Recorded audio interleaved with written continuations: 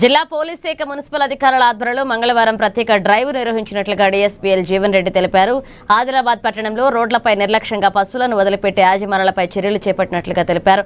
పట్టణంలోని ప్రధాన రహదారులపై సంచరిస్తూ ట్రాఫిక్ అంతరాయం కలిగిస్తూ వాహనదారులకు ప్రమాదకరంగా మారిన 22 పశువులను గుర్తించి ఇచ్చోడ గోశాలకు తరలించామన్నారు.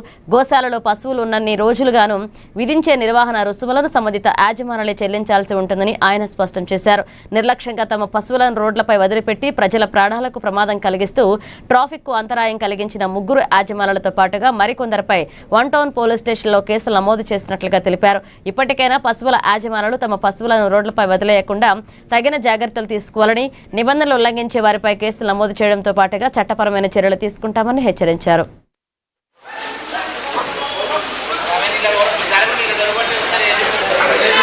మరి ఎడ్లు ఆవుల ఓనర్స్ కూడా పట్టణంలో విచ్చలవిడిగా వదిలేయడం జరుగుతున్నది.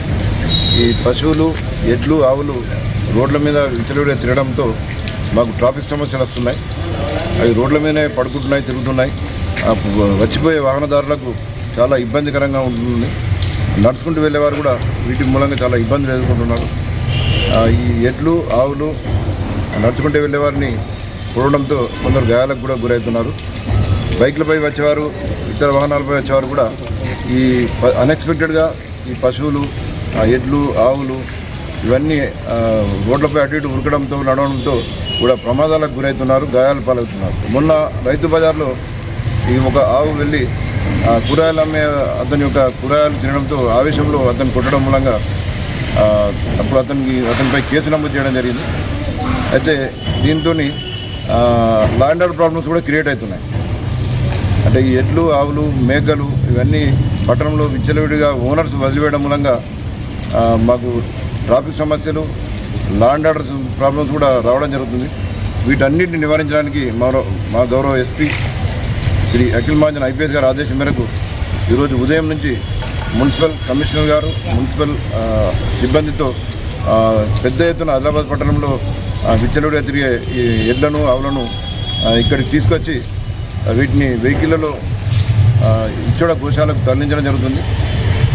వీటిని ఎడ్లను, ఆవులను రోడ్లపై విచ్చలవిడిగా వదిలివేసిన ఓనర్లకు మా విజ్ఞప్తి ఏంటంటే, ఈ వదిలివేసే వారు మీ అందరిపై కేసులు నమోదు చేయబడతాయి. ఇప్పుడు వీటి ఓనర్లపై కూడా మేము కేసులు నమోదు చేసి గోశాలకు తరలించడం జరుగుతుంది.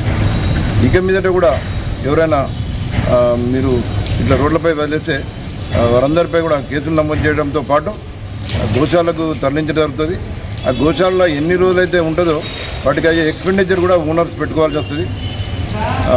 మా యొక్క విజ్ఞప్తి ఈ ఓనర్స్కు, ఈ పశువుల ఓనర్స్కు ఏంటంటే, మీరు పశువులను పెంచుకుంటే మీ ఇంటి వద్ద పెంచుకోండి. అంతేగాని మీరు వీటిని విచ్చలవిడిగా పట్టణంలో కానీ గ్రామాల్లో కానీ ఇట్లా వదిలివేయడం మూలంగా ప్రమాదాలు జరుగుతున్నాయి, ట్రాఫిక్ ఇబ్బందులు కూడా చాలా జరుగుతున్నాయి.